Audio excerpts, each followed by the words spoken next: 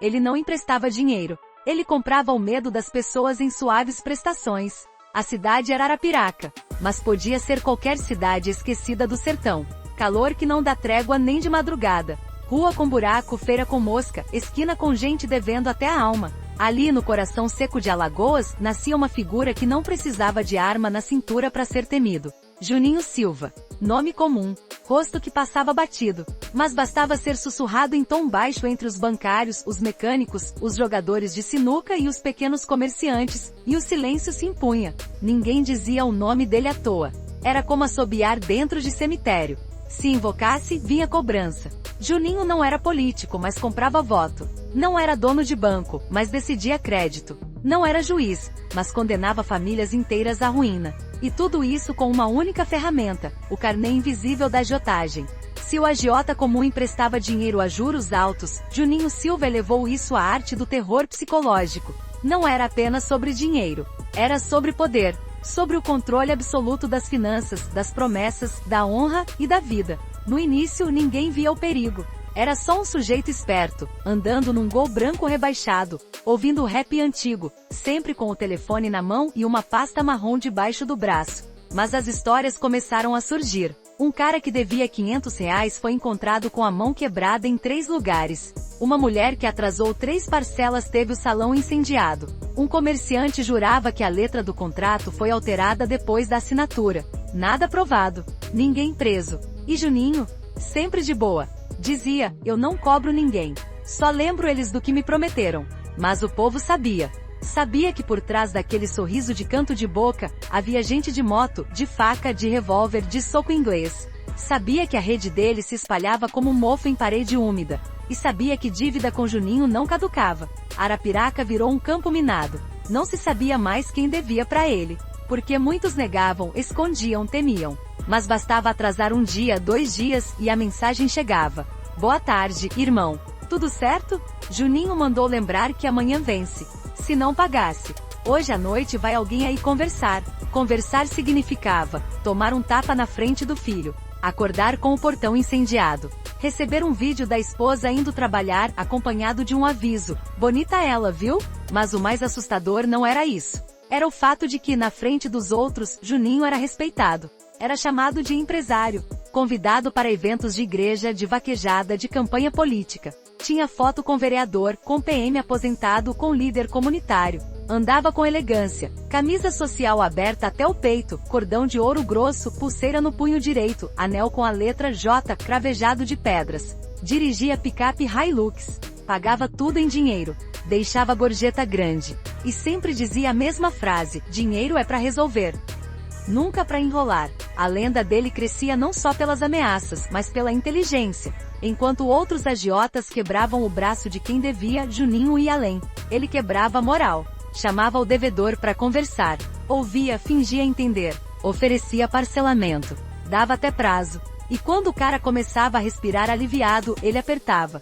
Punha o cobrador na cola. Mandava a imagem da mãe do sujeito indo à feira. Deixava a carta no trabalho da esposa. Espalhava boatos de que o devedor era caloteiro. E aí, ninguém mais emprestava. Ninguém vendia fiado. Ninguém cumprimentava na rua. Juninho não matava o corpo. Matava a reputação. Matava o nome. E se isso não bastasse? Aí sim partia para agressão. Mas sempre com a mesma regra, nada que ligasse a ele. Os motoqueiros nunca diziam o nome dele. Os boletos eram genéricos. Os contratos falsos.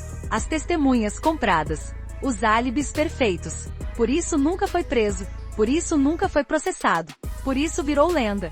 Mas por que essa história precisa ser contada? Porque Juninho Silva não foi só um agiota. Foi o retrato fiel de um Brasil profundo e esquecido, onde a miséria vira negócio, onde o desespero é produto, e onde a dor dos outros é lucro. Porque enquanto a política roubava de cima, ele sugava por baixo. E ninguém impediu. Ninguém teve peito. Ninguém teve tempo. E talvez o mais triste seja isso, ele se tornou necessário. Porque o pai que precisava pagar um exame da filha, a mãe que precisava comprar comida, o jovem que queria abrir uma borracharia, todos viravam reféns. Não por escolha, mas por falta de opção. Juninho era cruel, mas era rápido, era eficiente. E nunca mentia, você vai me pagar, nem que seja com sua paz. E era isso que ele comprava. Não era só dinheiro. Era paz, era honra, era o sossego da casa, era o direito de andar na rua sem olhar por cima do ombro. Juninho virou o Banco do Sertão. Sem sede, sem gerente, sem portaria, mas com mais poder que qualquer agência. Hoje, anos depois de ter sumido do mapa, ainda se ouve o nome dele entre comerciantes, mototaxistas, camelôs e vigilantes. Tem gente que jura que ele foi morto. Outros dizem que fugiu pro Paraguai. Tem quem diga que ele ainda vive em Arapiraca, com outro nome, outro rosto, mas o mesmo método. E o medo? Esse continua. Porque a dívida, essa nunca morre. Se gostar dessa história, confira outras aqui do canal e comente o que achou. Se inscreva no canal. Ativa o sininho. Aqui, cada história tem um preço. E todo nome uma cobrança. Juninho não aprendeu a perdoar. Aprendeu a cobrar. Antes do gol branco, antes da corrente de ouro, antes da fama e da fúria, existia um menino magro, sujo de barro, que dormia em colchão rasgado no bairro Cacimbas, em Arapiraca. O nome de batismo? Ninguém sabe com certeza. Era Juninho, filho de Silvia, neto de Dona Rita. Gente pobre, esquecida e esmagada pela vida. O Silva foi herdado da avó, costureira que vendia pano por metro nas feiras de rua e sustentava os 3 netos com pão seco, caldo ralo e fé cansada. O pai? Um cabra que sumiu quando a mãe de Juninho engravidou. Disseram que foi preso. Outros que foi morto em Boca da Mata, numa briga por cachaça. Mas o menino cresceu sem saber o que era carinho de pai, e sem ouvir desculpas. Desde pequeno Juninho olhava o mundo com raiva, com olhos fundos e boca calada. Faltava tudo, comida, roupa limpa, sapato no pé. Mas o que mais faltava, era respeito. Ele aprendeu logo, quem tem fome apanha. Quem deve é humilhado. E quem não paga vira piada. Aos 7, viu a avó se ajoelhar para pedir fiado no mercadinho e ser enxotada pelo balcão. Aos 8, viu a mãe chorar quando cortaram a energia da casa. Aos 9 foi expulso da escola por má conduta porque brigava, gritava, arrancava lápis das mãos dos outros. Mas não era rebeldia, era fúria moldada na necessidade. Enquanto os outros meninos sonhavam em ser jogadores, Juninho sonhava em nunca mais pedir, em nunca mais depender, em nunca mais implorar. E foi aí que a virada começou. Aos 10 anos, ele já rodava de bicicleta pela feira vendendo chicletes, cuidando de moto, carregando sacola de feira por R$1. Mas ele fazia diferente. Anotava tudo. Cobrava se o freguês prometia pagar depois. E se alguém enrolava, ele não esquecia. Você disse que ia me dar 2 conto, tio. Tô esperando faz 3 dias. Já dei desconto demais. Não é justo. Era só uma criança. Mas já falava como cobrador de firma. E ninguém entendia como. Aos 12, começou a vender DVD pirata. Aos 13, já tomava conta de 2 pontos na feira, um de capas de celular, outro de relógio chinês. E foi aí que aprendeu a girar dinheiro. Descobriu que se emprestasse R$100 pro colega comprar mercadoria, ele voltava com R$150. E dava R$30 para Juninho. Negócio fechado. Assim nasceu o agiota. De forma simples, suja e natural. Aos 15, Juninho já não era mais o menino da Cacimbas. Era o menino banco. Passava nas barracas anotando quem precisava de reforço. Emprestava R$300, cobrava R$450 no mês seguinte.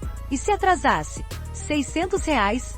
Mas ele não ameaçava, não gritava, só anotava. E dizia, seu nome tá na minha caderneta. E eu não rasuro caderneta não. Aos 17, comprou sua primeira moto. Aos 18 montou o primeiro escritório, uma salinha no centro com um computador velho, uma impressora, e uma placa discreta, assessoria financeira Silva J. Era fachada, mas servia para enganar leigo e parecer legalizado. E ali começou o jogo grande. Foi nessa época que ele fez um contato que mudaria sua vida, um ex-funcionário de banco expulso por fraude. O sujeito ensinou como falsificar boletos, como simular contratos, como criar empresas fantasmas para dar aparência legal ao que era só agiotagem pura. Juninho aprendeu rápido, muito rápido. E mais do que isso, aprendeu a criar redes de cobrança. Selecionava jovens sem emprego, dava R$150 por semana e dizia, tua missão é só lembrar o povo que dia 10 é dia de pagar. Mas o lembrar era com tapa na cara, com pontapé, com encostada de moto na porta, com vídeo ameaçador no WhatsApp. E o povo pagava. Com medo, com vergonha, com ódio, mas pagava. Aos 20 Juninho já era temido. Tinha 8 cobradores. Mais de 200 clientes. Lucro de R$30.000 por mês. Tudo em dinheiro vivo. Tudo sem imposto. Tudo debaixo do nariz da lei. E mesmo assim andava limpo. Nada em seu nome. celular pré-pago, nenhuma conta bancária formal. O que ele dizia? CNPJ é pra bobo. Eu sou meio do inferno. Aos 22, mandou reformar a casa da mãe. Colocou cerâmica, ventilador de teto, TV de 50 polegadas. Mas continuava morando no mesmo bairro. Porque sabia, pra dominar o medo tem que parecer acessível. Na quebrada, ele era rei. Pagava cachaça pros véio. Dava dinheiro pra time de várzea. Ajudava mulher com filho doente. Mas tudo tinha um custo. Porque o favor virava dívida. E a dívida virava corrente. Assim nasceu a lenda de Juninho Silva. Não com tiro, não com sangue, mas com número de celular e uma planilha mental. Era o banqueiro informal do sertão. O emprestador de esperança em carnê vencido. E a cidade se curvou. Não foi acidente. Foi cobrança. Toda lenda violenta tem um momento em que o jogo muda. Um risco atravessado. Uma linha que, uma vez ultrapassada, transforma o homem em monstro. E no caso de Juninho Silva, esse momento aconteceu em uma tarde quente de quinta-feira, no centro de Arapiraca. A vítima? Luizão da frutaria. Homem simples. 50 e poucos anos. Conhecido por vender frutas frescas em frente à escola estadual, casado, 3 filhos, evangélico. Luizão pegou um dinheiro com Juninho no fim de 2009. R$3.000. Para comprar freezer novo, expandir o negócio. Prometeu pagar em 6 vezes de R$700. No primeiro mês, tudo certo. No segundo, o freezer quebrou. No terceiro, a filha adoeceu. No quarto, ele parou de pagar. Juninho, como sempre, foi cordial no começo. Mandou recado. Depois foi pessoalmente. Disse, não é pessoal, Luizão. Mas eu dependo da tua palavra. Se você falha, meu nome falha. Luizão pediu mais 30 dias. Juninho aceitou. Mas no 31º dia, mandou os cobradores. Primeiro foi um aviso leve. Abre o olho, Luizão. A fruta que amadurece demais, apodrece. Depois veio a visita. 2 homens encapuzados quebraram o freezer novo com pé de cabra. Picharam o portão da casa com a frase, devendo sorrindo? Sorriso é luxo. Luizão, acuado, procurou ajuda na igreja, na rádio local, até pensou em vender a banca. Mas o dinheiro não dava. E Juninho não esperava. Então veio a ameaça. O filho de Luizão, um adolescente de 16 anos, foi abordado na saída da escola. 2 sujeitos numa moto encostaram e disseram, teu pai é caloteiro. Se ele não pagar, é tu que vai. Foi a gota d'água. Luizão perdeu o controle. Foi até o ponto da feira onde Juninho costumava aparecer. Gritou, xingou, chamou de demônio, de explorador. Juninho estava lá. De óculos escuros, camisa branca impecável, sentado tomando suco de cajá. Não respondeu. Não ameaçou. Não levantou a voz. Só olhou pro cobrador ao lado e disse, anota esse aí. Dia e hora. Não precisa fazer agora. Mas vai ter retorno. 12 dias depois, Luizão foi encontrado morto na estrada que liga Arapiraca a Taquarana. Estava dentro da Kombi, com as mãos amarradas, boca coberta com fita isolante e uma única marca no peito. Um corte limpo, preciso, profundo. Feito com faca afiada. Sem sinais de luta. Sem gritos. Sem sangue espalhado. Só o corte. Frio. Cirúrgico. A perícia oficial falou em latrocínio. Roubo seguido de morte. Mas nada foi levado. Nem o celular. Nem a carteira. Nem o relógio barato de pulso. A cidade soube, foi Juninho. Mas ninguém falou. Porque Luizão foi o exemplo. O aviso. A mensagem. Na semana seguinte, 5 devedores pagaram dívidas atrasadas. 3 venderam moto. 2 pediram empréstimo a agiotas concorrentes. E mesmo assim preferiram morrer devendo a eles do que a Juninho. Na feira, o tom mudou. Juninho agora resolve. Agora ele tá cortando. Se tu deve, paga. Ou paga com a vida. A lenda cresceu como fogo em palha seca. E o respeito virou pavor. Porque até ali Juninho era o agiota duro. Mas depois da morte de Luizão, ele virou predador. Um homem que não perdoava atraso. Que cobrava no tempo dele. E com método. E o mais assustador foi o ritual. Uma semana após a morte de Luizão, cobradores de Juninho foram vistos usando camisetas com uma pequena gravura no peito. Uma faca atravessando uma fruta. Era sutil, mas simbólico. Todos sabiam o que significava. Era a assinatura, a marca, o batismo do sangue. A partir dali Juninho mudou o jogo. Não bastava mais pagar. Tinha que respeitar. E se a dívida era pequena, o medo era grande. Porque ele não matava pelo valor. Matava pela afronta. E ninguém queria ser o próximo. A polícia? Cega. Ou vendida. O delegado da época, quando perguntado sobre a morte de Luizão, respondeu: crime comum. Cidade grande tem dessas coisas. Mas todo mundo sabia, cidade pequena não esquece. E os olhos do povo guardam mais do que qualquer boletim de ocorrência. A partir daquele dia, Juninho virou outra coisa. Não era mais só o nome por trás do carnê. Era o facão invisível da cidade. O cobrador do além. O banqueiro da morte. O juiz sem toga, que batia martelo em cima de carne humana. A morte de Luizão foi o primeiro sangue. Mas não seria o último. E se até então a dívida era só financeira, agora ela era de vida, de honra, de sobrevivência. Juninho não precisou ser prefeito. Mandava mais que qualquer um. Depois da morte de Luizão, a cidade de Arapiraca não foi mais a mesma. A feira ficou mais silenciosa. Os vizinhos mais desconfiados. Os comerciantes mais tensos. Era como se a cidade respirasse com medo, o medo de dever. Não se falava abertamente. Mas todo mundo sabia, o homem que cortava a dívida com faca agora estava no comando. E foi a partir dali que Juninho Silva deixou de ser apenas um nome na quebrada. Virou marca. Virou código. Virou ameaça. Em pouco mais de 2 anos, sua rede se espalhou para 5 cidades vizinhas: Taquarana, Limoeiro de Anadia, Coité do Noia, Craíbas e São Sebastião. Onde havia gente endividada, ele estava. Onde havia desespero, ele sorria. E o mais assustador, ele não aparecia mais pessoalmente. Agora quem mandava eram os representantes. Jovens de moto, de boné, de cara lisa. Meninas bem arrumadas, vendendo crédito fácil em salões de beleza e pontos de mototáxi. Cartões com nome falso. Empresas de fachada. Nomes como Crédito Rápido Arapiraca, Ajuda Financeira União, JG Soluções de Urgência. Mas por trás de todas elas, o mesmo número de celular. E atrás daquele número, Juninho. O sistema era simples. 1. O cidadão precisava de dinheiro. 2. Recebia sem contrato registrado. 3. O valor era ajustado por fora.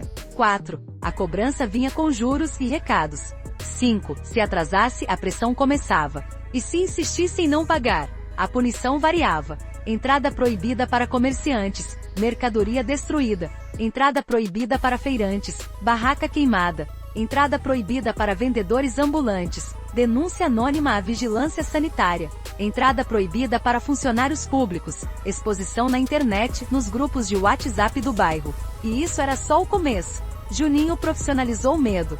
Tinha uma equipe só para sujar o nome das pessoas, não no Serasa, mas na moral. Espalhava fake news. Dizia que fulano era caloteiro, que cicrano abusava da filha, que Beltrano batia na mulher. Mentira? Talvez. Mas verdade no boca a boca do sertão é o que se repete com mais raiva. E assim ele controlava a cidade. Ninguém o via, mas todos o sentiam. Como uma febre noturna. Como um vulto que ronda as janelas de quem deve. Até os políticos se calaram. Um vereador tentou enfrentá-lo numa entrevista de rádio, chamando-o de explorador da miséria popular. 2 dias depois, a casa do vereador amanheceu com as paredes pichadas. Explorador é quem promete e não paga. Lembra disso? Uma semana depois, a filha do político sofreu uma tentativa de sequestro. Nada confirmado. Mas a mensagem estava dada. Juninho não pedia desculpa. Juninho não esquecia. Com o tempo ele se tornou quase invisível. Parou de morar na periferia. Mudou para uma casa em um condomínio de luxo nas margens da AU 220. Câmeras, seguranças, vidro espelhado. Mas nem os vizinhos sabiam o que ele fazia. Dizia que era investidor, consultor, homem de negócios. E era mesmo. Só que os negócios dele não estavam na bolsa. Estavam nas costas dos pobres. Aos 25 anos, Juninho já movimentava mais de R$200 mil por mês em dinheiro vivo. Tinha pelo menos 20 cobradores diretos. E mais de 300 pessoas devendo diretamente a ele. Era como um banco do crime. Mas sem agência. Sem burocracia. Sem piedade. E aí ele expandiu. Entrou no mundo dos carros financiados. Emprestava dinheiro para dar entrada em moto, cobrava até em terreno. Tomava celular como garantia. Já chegaram a dizer que ele aceitou um filhote de pitbull e uma aliança de ouro como parte de pagamento. Ele aceitava tudo, desde que o valor emocional da cobrança fosse maior que o bem. Porque Juninho não queria só receber, ele queria que você sentisse. Que você sentisse o peso da dívida. Que tivesse medo do barulho da moto na esquina. Que acordasse suando ao ouvir o portão bater. Que pensasse 2 vezes antes de faltar com a palavra. E quanto mais medo, mais fama. As histórias cresciam como cordel sangrento. Diziam que um homem vendeu o próprio rim para pagar Juninho. que uma mulher se jogou num poço por não conseguir quitar a dívida, que o mototaxista andava com fralda geriátrica de tanto medo de ser cobrado. Nada disso foi confirmado. Mas em Arapiraca, o que não se confirma se transforma em verdade com gosto. E o nome dele virou feitiço. Criança desobediente ouvia da mãe: quer virar carne pra Juninho? Obedece. Homem bêbado falava: eu encaro até a polícia, mas não encaro o carnê de Juninho. Ele virou maldição. E virou silêncio. Porque ninguém queria ser associado. Ninguém queria dever. E quem devia, escondia até de si mesmo. E mesmo assim, ele não tinha ficha na polícia. Nunca foi processado. Nunca foi investigado formalmente. Porque Juninho não deixava rastros. Só deixava consequências. Podia dever, podia xingar, podia até fugir. Mas se fizesse o que ele não tolerava, aí não tinha negociação. Aos olhos da lei, Juninho Silva era invisível. Aos olhos do povo, era onipresente. Mas no coração de quem devia, ele era mais do que agiota. Era juiz, era fiscal, era ceifador. E o mais curioso, Juninho seguia regras. Regras não escritas. Um código de conduta que só ele entendia, mas que todo mundo temia violar. Não matava mulher grávida. Não cobrava em dia de velório. Não mandava ninguém tocar na casa de mãe devedor. Mas também não perdoava 3 coisas. 1. Mentira. 2. Traição. 3. Roubo de inocente. Essas 3 eram sentença de castigo. Castigo que não precisava de revólver. Bastava uma ligação. E quando falamos de inocente, é literal. Juninho tinha uma espécie de ódio por quem se aproveitava de idoso, de doente, de criança. Uma vez, um dos cobradores dele, conhecido como Formiga, bateu numa senhora de 72 anos porque ela se negou a pagar a dívida do neto. No outro dia, Formiga apareceu morto numa estrada de barro, com o pescoço virado e a boca cheia de cédulas de R$2. A polícia registrou como latrocínio, mas todo mundo sabia. Aquilo foi julgamento. Julgamento de Juninho. Porque no mundo dele, se você é o cobrador, você respeita os limites. E um deles era claro: não se mexe com quem não assinou a dívida. Outro exemplo foi o caso de Léo Raposa. Esse era bandido dos brabos. Matador da Zona da Mata, vivia se escondendo em Alagoas. Léo pediu 30 mil a Juninho para reorganizar a vida. Prometeu pagar em 3 meses. 2 anos depois, Léo não pagou. Sumiu, debochou, mandou recado dizendo que ninguém manda em homem. Juninho não respondeu, não xingou, não ameaçou. Apenas mandou deixar um envelope na casa da mãe de Léo. Dentro tinha uma foto dele dormindo num barraco, tirada de madrugada, com a legenda: a gente só mata quem merece. Mas pra você já fizemos a cova. 3 dias depois, Léo foi encontrado morto, queimado no matagal em Palmeira dos Índios. O que mais assustou foi a mensagem escrita na parede do barraco dele com carvão: quem ri da dívida, chora no velório. E ninguém falou mais nada. Essas regras de Juninho se espalhavam como código sagrado. Até os próprios cobradores dele sabiam que havia limite. Juninho não mandava descer o sarrafo por qualquer coisa. Tinha que ter contexto. Tinha que ter honra. Muitos dizem que isso vinha da infância. Que Juninho cresceu vendo o pai apanhar da polícia sem ter cometido crime. Que viu a mãe sofrer cobrança por dívida que não era dela. Que entendeu cedo a diferença entre quem erra por escolha e quem sofre por destino. Por isso, ao mesmo tempo que ele cobrava com dureza, às vezes, ajudava. Pagava tratamento de um doente que não podia pagar. Dava dinheiro para uma viúva que perdeu o marido e devia para ele. Já chegou a quitar a dívida de um pedreiro que perdeu a mão no trabalho. Era crime? Era. Mas ali, entre os becos e as feiras, entre o desespero e a humilhação, Juninho parecia mais justo do que muito político. E isso dividia opiniões. Tinha quem o visse como demônio. Mas também tinha quem o chamasse de Doutor Juninho. De Seu Silva. De Salvador do Agreste. Porque no sertão, o certo e o errado não andam em linhas separadas. Andam de mãos dadas. E muitas vezes, o que você chama de crime, o povo chama de socorro. Juninho não gostava de covardes. Quem chorava demais, quem tentava enganar, quem fazia drama na hora da cobrança, ele desprezava. Agora, quem era homem, quem batia no peito e dizia: tô devendo, mas vou pagar, ganhava prazo, ganhava respeito, às vezes até ganhava café. Porque Juninho respeitava a atitude. Respeitava a coragem. Aos olhos dele, quem deve tem 2 opções: pagar ou assumir. Correr era ofensa. Mentir então era suicídio. E talvez por isso o medo dele fosse tão sólido. Porque ele não era apenas imprevisível. Ele era lógico. Tinha método. Tinha limite. E esse limite, mesmo brutal, era coerente. Mas bastava atravessar, e você virava exemplo. Quem cobra o mundo inteiro um dia vai ter que pagar. O império de Juninho Silva parecia inabalável.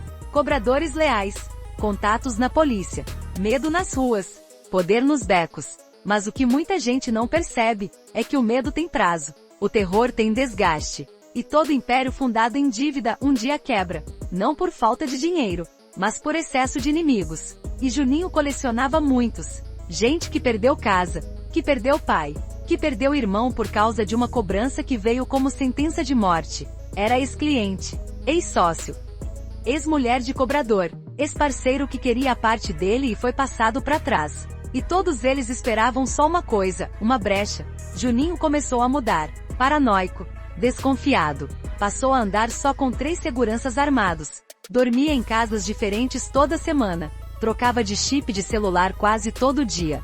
Se não mudar o número, eles rastreiam, dizia ele. O governo é burro, mas bandido ferido é inteligente. Os motoboys que antes o idolatravam, agora cochichavam. Juninho tá pirando. Tá achando sombra no próprio quarto. Tá vendo inimigo até em criança de colo. E talvez não fosse exagero. Ele mandou instalar câmera até na privada. Demitia cobrador por olhar torto. Parou de fazer visitas pessoais, só dava ordem por bilhete. E então vieram os ataques. Primeiro, uma bomba artesanal no carro de um dos seus gerentes. Depois, uma emboscada num dos escritórios de cobrança no bairro São José. 3 mortos. Um deles era o sobrinho de Juninho. Mas ele não chorou. Não gritou. Não foi ao enterro. Apenas disse, agora é olho por bairro.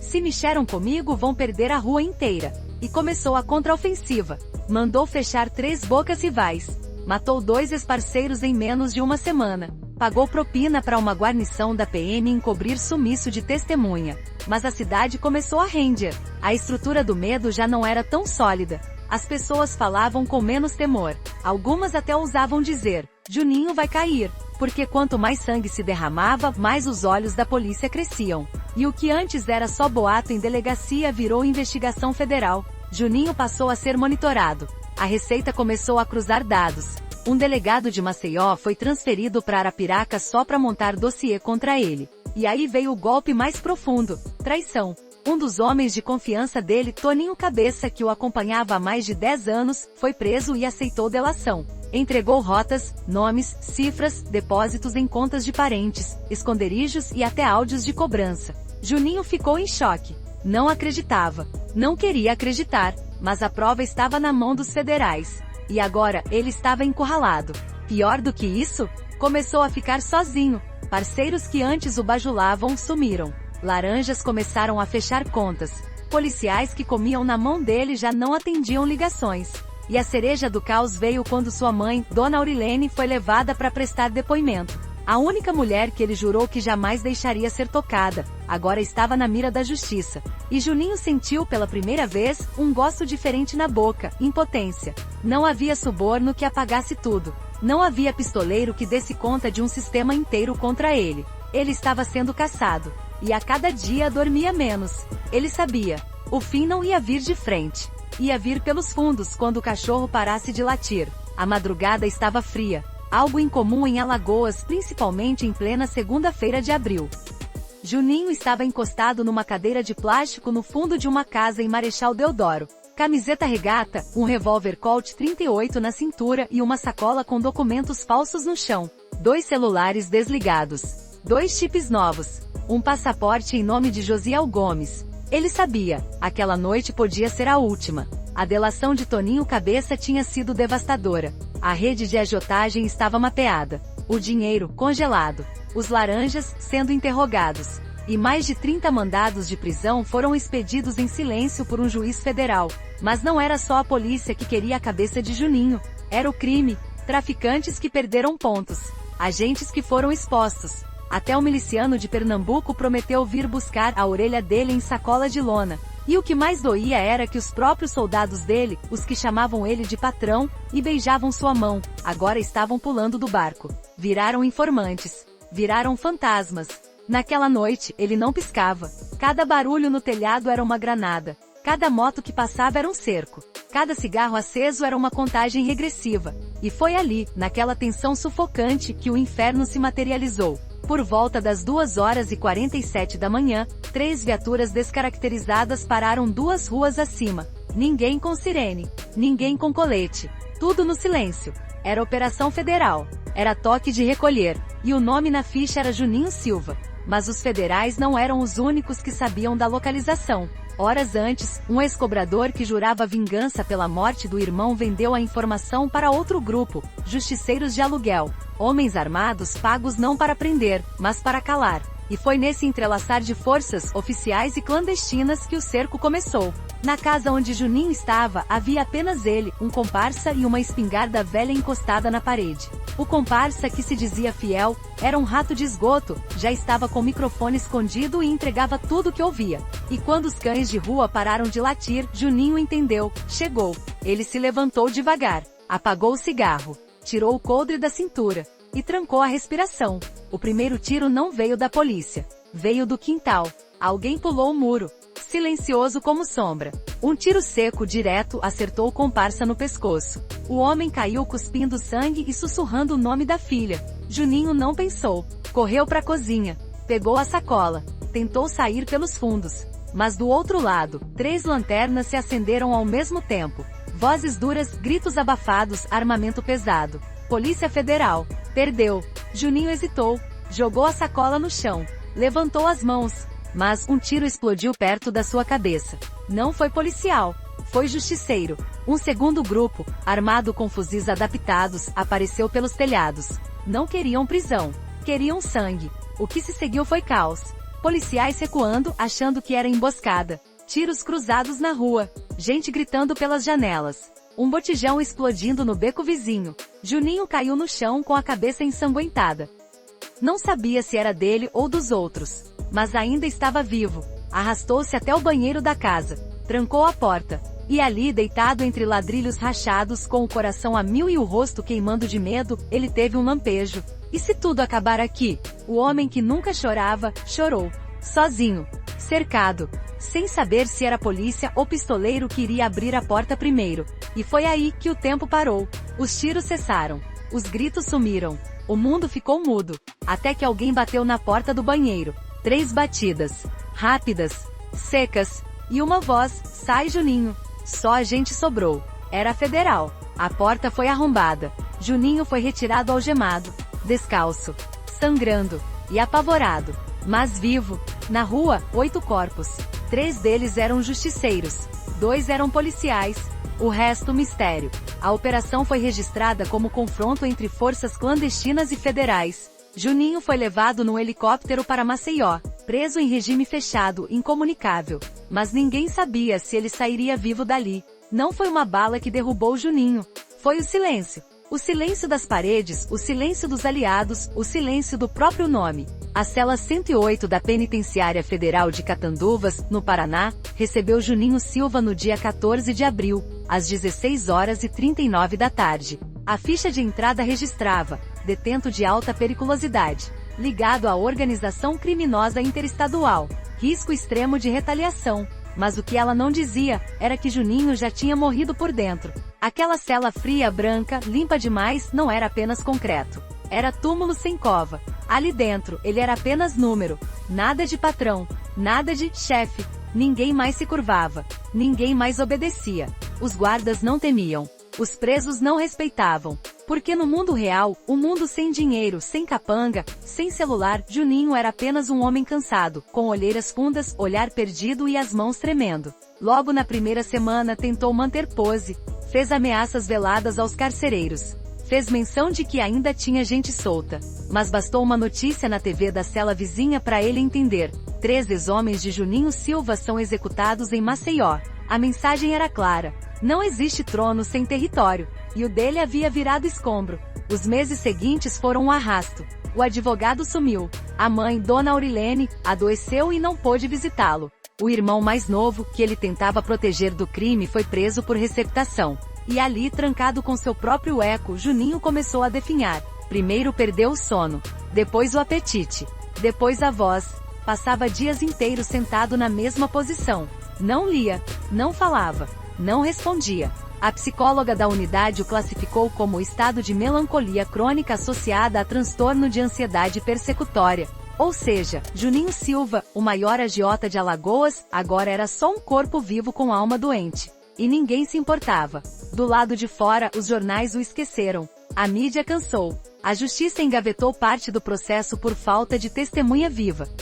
Os bens foram leiloados. A casa em Arapiraca, aquela com a piscina em formato de cifrão, foi vendida por menos da metade do valor. Mas, o pior veio numa tarde chuvosa de setembro. O agente penitenciário que servia o almoço do setor trancado notou algo estranho. Juninho estava deitado no chão, os olhos abertos, e um filete de sangue escorrendo pelo nariz.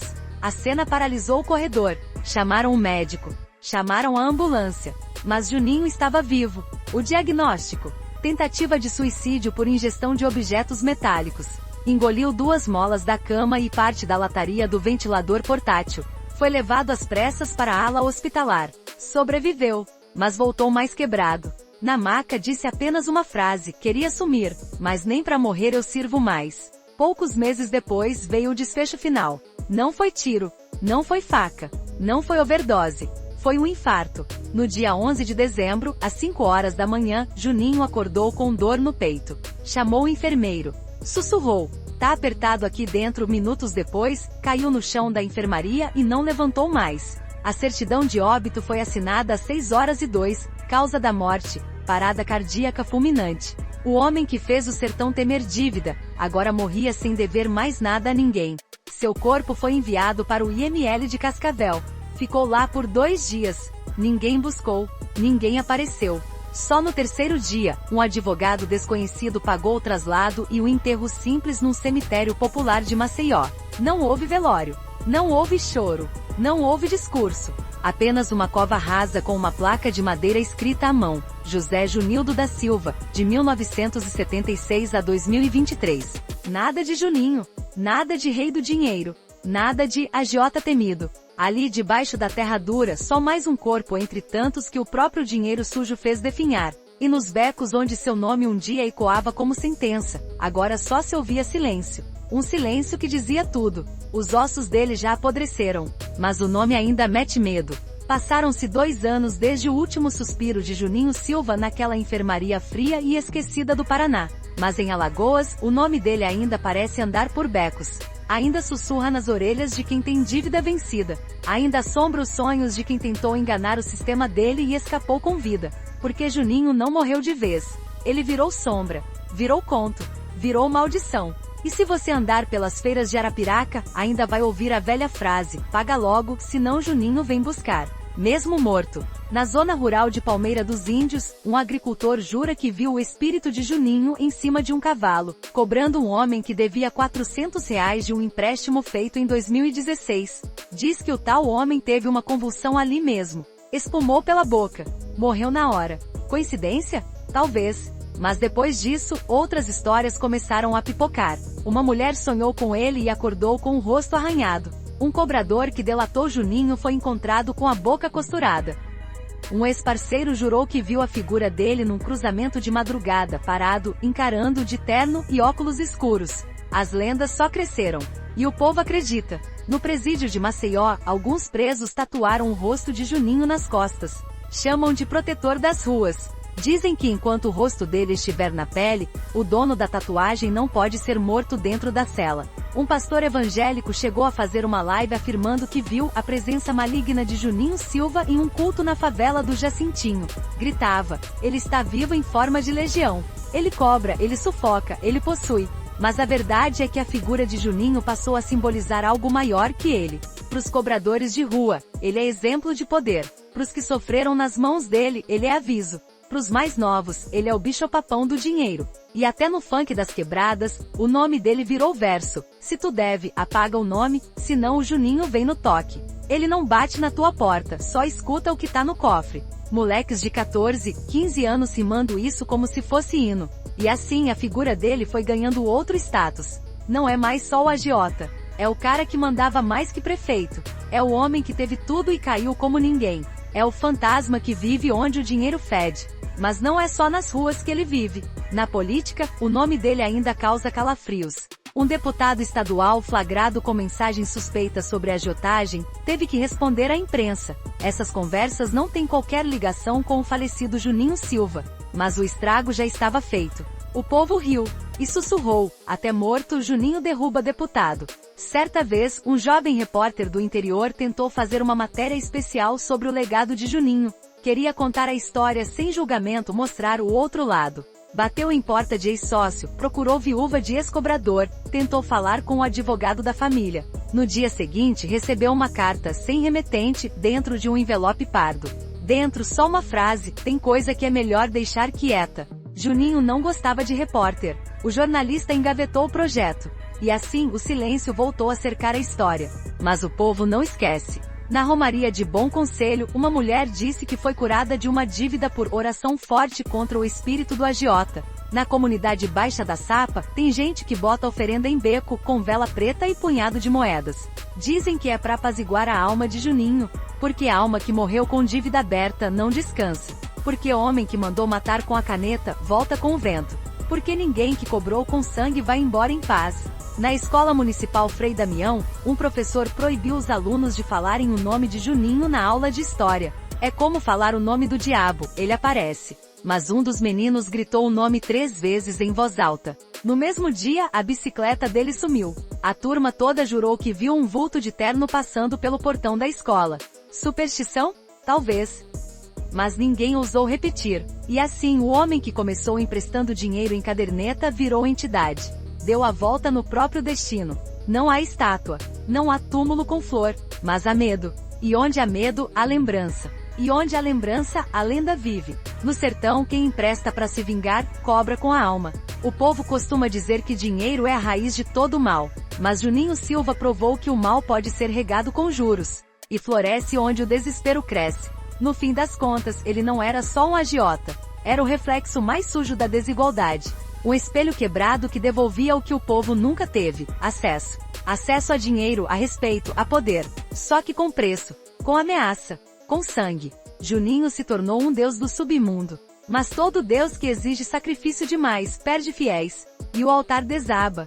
Muita gente que o idolatrava, hoje nem pronuncia o nome. Outros ainda sonham com ele, como se esperassem cobrança do além. Mas a verdade nua é essa: ninguém sai ileso. Nem quem empresta. Nem quem deve. Nem quem intermedia. Os cobradores de Juninho que escaparam da cadeia vivem como fantasmas. Não tem mais CPF, não usam celular próprio, dormem com revólver embaixo do travesseiro. Ex-parceiros viraram evangélicos, foram morar em outros estados, mudaram de nome. As ruas onde ele mandava agora têm outros donos. Mas ninguém manda como ele, porque a marca deixada por Juninho é como tatuagem feita a ferro quente, não sai nunca mais. A lição é clara e cruel. Você pode controlar uma cidade com medo, mas não pode dormir tranquilo. Pode mandar em bairros, em gente, em esquemas, mas nunca manda no destino.